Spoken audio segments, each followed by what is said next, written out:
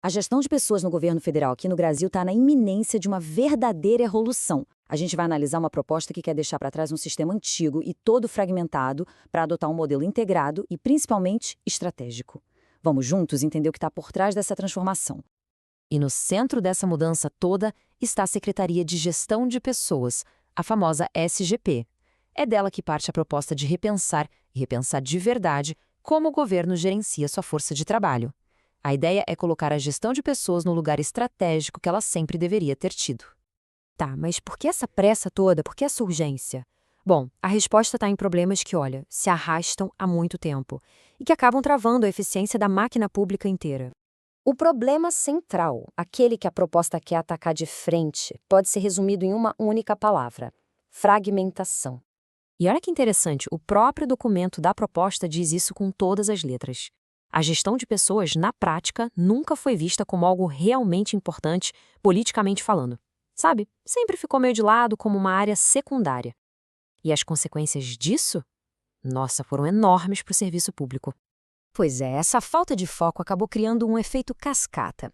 Pensa só, orçamentos que mudam toda hora, um emaranhado de regras confusas, uma insegurança jurídica danada. O resultado de tudo isso? Um sistema lento que não é nada eficiente e que não consegue se planejar para o futuro.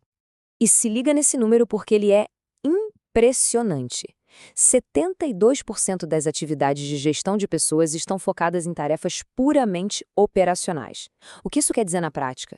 Que a maior parte do tempo o pessoal está só apagando incêndio e lidando com burocracia, em vez de pensar de forma estratégica. Ok, mas para criar uma solução para tudo isso, a SGP não começou do nada, não. A inspiração veio de uma ideia muito poderosa de um estrategista político chamado Carlos Matos. E essa ideia é a base de tudo. A lógica é bem simples, na verdade. Não adianta nada ter um plano incrível, que é o projeto, se não existe apoio político para ele, a tal da governabilidade. E também não adianta se a equipe do governo não tem as ferramentas ou conhecimento para colocar o plano em prática, que é a capacidade de governar. Esses 3 pontos, eles precisam caminhar sempre juntos. O mais legal de ver nesse esquema é justamente isso, como esses 3 elementos precisam funcionar em total harmonia. É como se fosse assim, o projeto de governo é o que a gente vai fazer. A governabilidade é com quem a gente vai fazer, e a capacidade de governar é o como a gente vai fazer. Se um desses pilares estiver fraco, pronto, o sistema todo fica comprometido. E é exatamente para fortalecer essa capacidade de governar que a SGP desenvolveu a sua solução prática, o chamado modelo do ciclo laboral. Essa imagem aqui, olha, ela ilustra essa nova visão de um jeito perfeito. Em vez de pensar na carreira do servidor como um monte de caixinhas separadas, o modelo enxerga tudo como um ciclo contínuo, onde uma fase vai alimentando a outra. Então, o modelo se baseia em 6 fases, e o segredo é que todas elas se conectam. Tudo começa lá no planejamento, sabe? Definindo quem o governo precisa contratar. Aí passa para alocação e bem-estar para garantir que a pessoa certa está no lugar certo e continua crescendo. E daí segue para a carreira, a remuneração, até chegar lá no final, no desligamento. Uma coisa leva a outra, tá tudo amarradinho.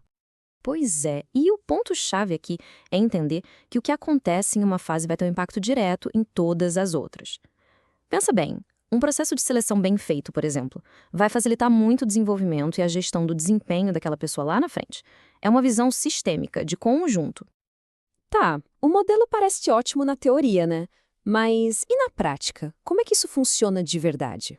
Então, esse modelo todo é guiado por alguns princípios que são fundamentais e que, olha só, já estão sendo colocados em prática. Por exemplo, a busca pela diversidade social. Ela se torna realidade com o concurso nacional unificado. Já o princípio da democracia, ele ganha vida na mesa de negociação permanente com os servidores. É a teoria virando prática. E para garantir que tudo isso funcione de verdade, existem 4 pilares que dão a sustentação. A gente está falando de quê? De regras claras, de sistemas digitais que conversam entre si, de decisões que são tomadas com base em dados e não em achismo, e de um diálogo que nunca para com os servidores. São os alicerces do novo modelo. Beleza. Mas no fim do dia, o que é que tudo isso muda para o governo e, o mais importante de tudo, para os serviços que chegam lá na ponta, para a população? A mudança é profunda.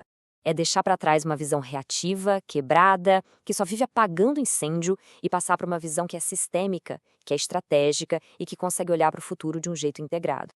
Quando se consegue alinhar o crescimento pessoal de cada servidor com a missão da instituição, o sistema inteiro fica mais forte, mais eficaz, o sucesso da organização vira também o sucesso da pessoa que trabalha lá.